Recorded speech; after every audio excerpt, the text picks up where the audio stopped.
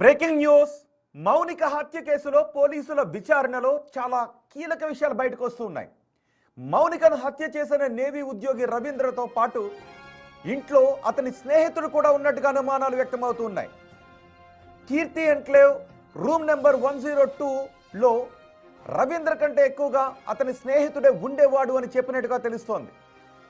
మౌనికను హత్య చేసిన తర్వాత వెంటనే రవీంద్ర తన స్నేహితుడికి కాల్ చేసి చెప్పానని పోలీసులకు వాంగ్మూలం ఇచ్చినట్టుగా తెలుస్తోంది.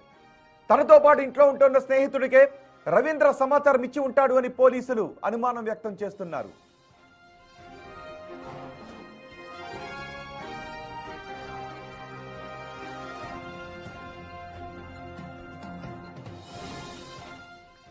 మరోవైపు మౌనికను హత్య చేసిన సమయంలో ఇంట్లో రవీంద్ర ఒక్కడే ఉన్నాడా, అతని స్నేహితుడు కూడా ఉన్నాడా అనే అనుమానాలు వ్యక్తమవుతున్నాయి.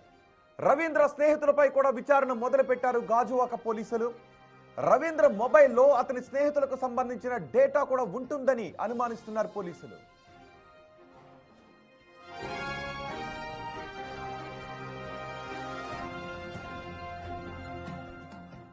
విశాఖలో సంచలనం సృష్టించిన మౌనిక హత్య కేసులో పోలీసుల విచారణలో సంచలన విషయాలు బయటకు వస్తున్నాయి. మరెన్నో అనుమానాలు వ్యక్తమవుతున్నాయి.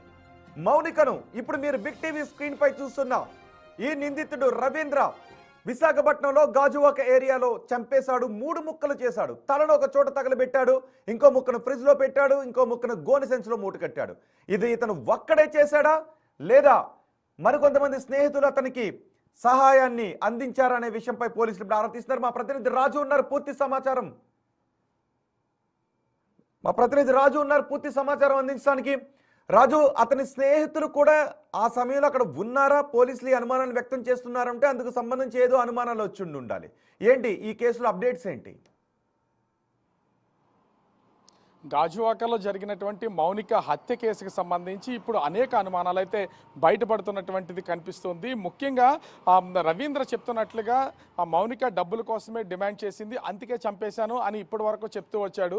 చంపిన తర్వాత తను లొంగిపోవడానికి తన స్నేహితుడికి కాల్ చేశానని, తన స్నేహితుడి ద్వారానే నేను పోలీసులకు లొంగిపోయాను, కుటుంబ సభ్యులకు చెప్పి ఆ స్నేహితుడు ఇచ్చిన సలహాతోనే నేను ఈ కేసును పోలీసులకి లొంగిపోయి మొత్తం వివరాలన్నీ తెలియజేశానని చెప్తున్నారు. కానీ ఇది నిజం కాదనేది ఇప్పుడు పలు అనుమానాలకైతే తావిస్తున్నటువంటి పరిస్థితి అయితే కనిపిస్తుంది. ముఖ్యంగా చూస్తే రవీంద్ర మౌనికను హత్య చేసినటువంటి అదే అంటే కీర్తి ఎన్క్లేవ్ ఫ్లాట్ నెంబర్ 102లో రవీందర్తో పాటుగా, ఎందుకంటే గత 6 నెలల నుంచి రవీంద్ర భార్య ఇంట్లో లేదు, తను అంటే కాన్పు కోసము తన పుట్టింటికి వెళ్ళింది. అప్పటి నుంచి రవీంద్ర ఒక్కడే ఉంటున్నారు. అయితే రవీందర్తో పాటుగా అతని స్నేహితుడు కూడా 102 ఫ్లాట్లోనే ఉంటున్నాడనేది ఇప్పుడు పలు అనుమానాలకైతే తావిస్తున్నటువంటి పరిస్థితి. ఫ్లాట్లో ఉన్నటువంటి అంటే అపార్ట్మెంట్లో ఉన్నటువంటి వాసులతో పాటుగా చుట్టుపక్కల వాళ్ళు కూడా రవీంద్ర కంటే రవీంద్ర స్నేహితుడిని మేము ఎక్కువ సార్లు చూసామని చెప్తున్నటువంటి దాన్ని బట్టి చూస్తే ఇక్కడ ఎన్నో అనుమానాలకి తావిస్తున్నటువంటి పరిస్థితి కనిపిస్తుంది.